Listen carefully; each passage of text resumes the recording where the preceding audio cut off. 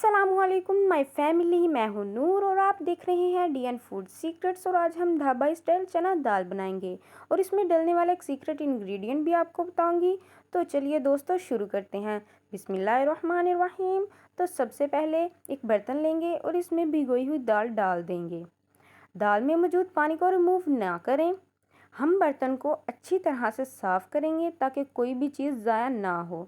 तो जी दोस्तों, अगर इसी दौरान आप मेरे चैनल पर नए हैं तो मेरे चैनल को सब्सक्राइब ज़रूर कर दें। ये आपकी तरफ से प्यार होता है। प्लीज़ दिल खोलकर सब्सक्राइब करें और मुझे सपोर्ट भी करें। दाल में मज़ीद कुछ पानी ऐड कर देंगे और फ्लेम को ऑन कर देंगे।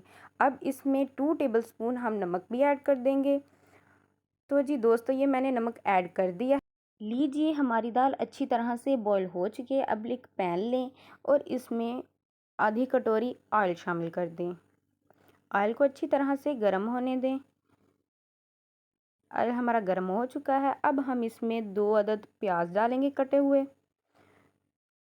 लीजिए, ये मैंने बर्तन को भी अच्छी तरह से साफ़ कर लिया है। अब हम प्याज को अच्छी तरह से फ्राई कर लेंगे। प्याज को सिर्फ फ्राई ही करेंगे, हमने ज़्यादा ब्राउन या डार्क ब्राउन नहीं करना। इसलिए मैं प्याज को अच्छी तरह से फ्राई कर लूँगी, डार्क ब्राउन नहीं करूँगी। ये देखें दोस्तों, मैं फ्राई कर रही हूँ अभी तक। जब तक करें जब तक कि ये सॉफ्ट नहीं हो जाती प्याज।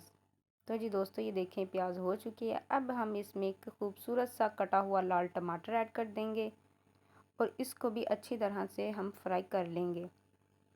तो जी दोस्तों, ये देखें माशाल्लाह कितना खूबसूरत प्याज है, टमाटर हैं माशाल्लाह।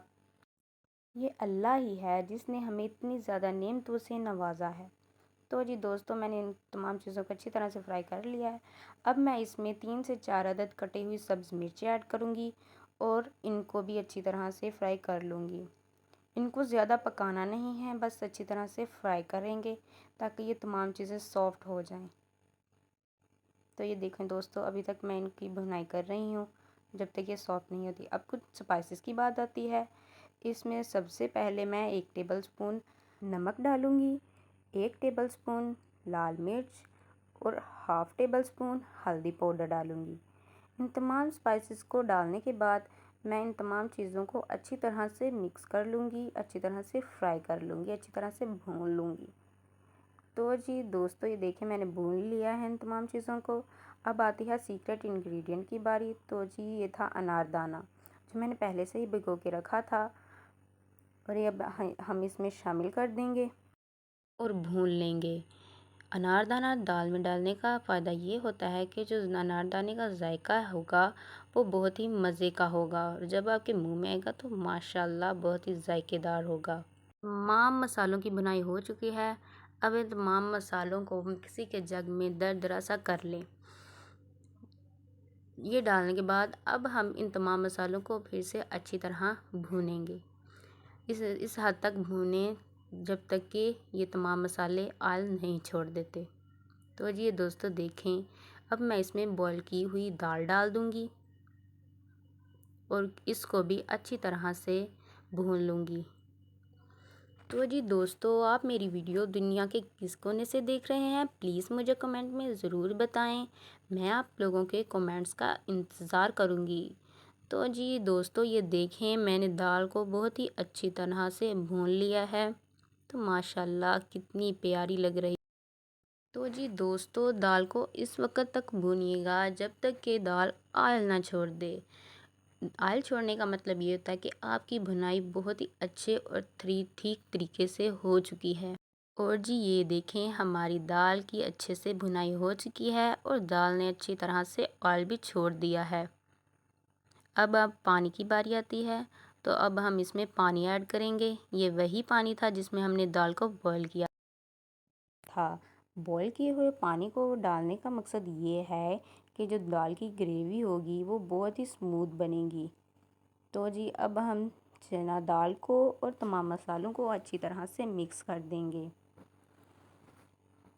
और इसको थोड़ी देर के लिए पकने के लिए छोड़ देंगे। तो जी ये देखें, एक दफ़ा फिर से हम इन तमाम चीज़ों को हिला देंगे ताकि अच्छी तरह से मिक्स हो जाएं। अब हम इसको एक ढक्कन से कवर कर देंगे और तकरीबन 5 मिनट हल्की आंच पर पकने देंगे। तो जी माशाल्लाह 5 मिनट गुज़र चुके हैं। तो जी ये देखें, बिस्मिल्लाहिर्रहमानिर्रहीम, माशाल्लाह हमारी ढाबा स्टाइल चना दाल बनकर तैयार हो चुकी है। इसमें मैंने पहले ही काट कर सब्ज़ धनिया ऐड कर दिया था ताकि पहले ही पक जाए।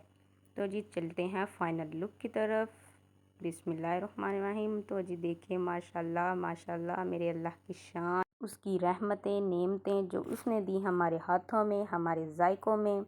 तो जी दोस्तों, अब मैं गार्निश के लिए इसके ऊपर कटी हुई सब्ज़ मिर्चें और कटी हुई अदरक इस्तेमाल करूँगी। तो जी दोस्तों, अगर आपको मेरी वीडियो पसंद आई हो तो वीडियो को लाइक, शेयर और मेरे चैनल को सब्सक्राइब करना ना भूलें। और मुझे इजाज़त दीजिए, अगली वीडियो में हाज़िर होंगे। अल्लाह हाफिज़।